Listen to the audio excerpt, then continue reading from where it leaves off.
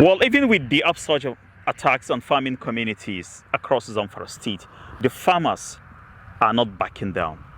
They are still having that courage to go to their farmland, just as I have met these farmers here in Furfure community in Bungudu local government area.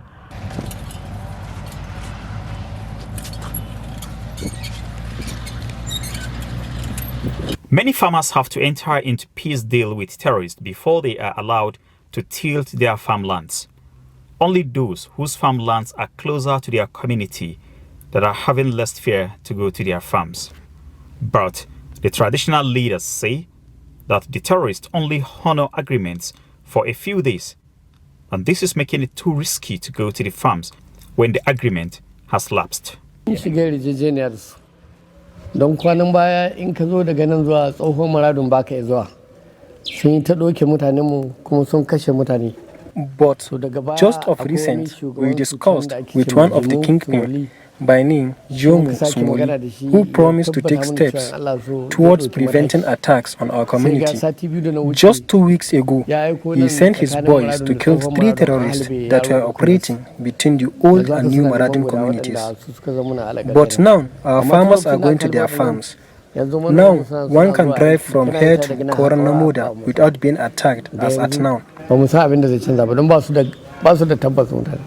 Even where farming is possible, it is not easy buying farming inputs like fertilizer, insecticides, pesticides, and good seeds that will produce bumper harvest.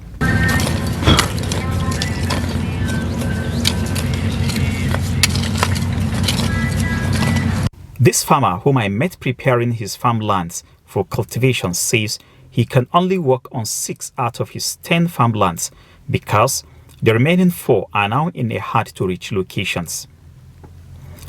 But apart from the security challenges, the current price of fertilizer, which is at 27,000 naira per 50 kilograms, remains a major constraint. We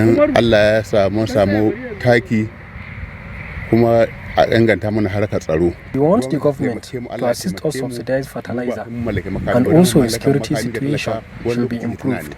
This is all we want.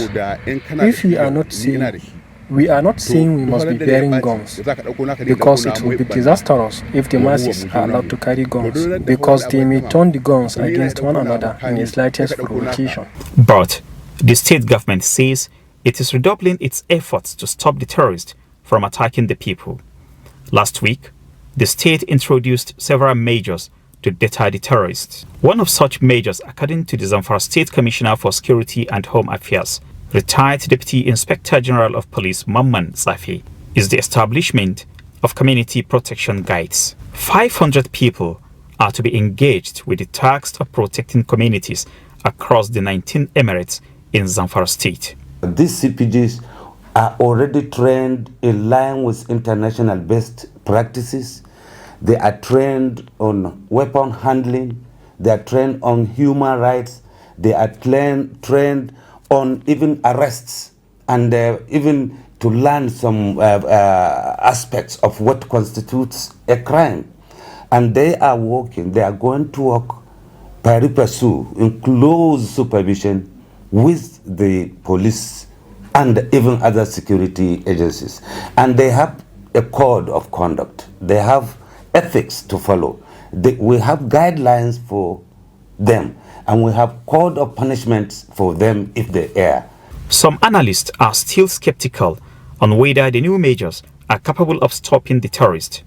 However, Governor Bello Matawalle says he wants to weaken the terrorists before considering any form of negotiations or dialogue with them. But yet, there are some people who are genuinely ready to do dialogue with us. But we want to see how far we have gone first by fighting them, so that if we have overpowered them, I think they can come with a genuine reconciliation between them and the government. But for now, we have to fight them so that we can at least reduce their strength. That is our mission for now. What is now left is to wait and see if the establishment of the community protection guides would stop the terrorists from invading Zamfara communities. Only time will tell. Awal Ibrahim, Arise News, Zamfara.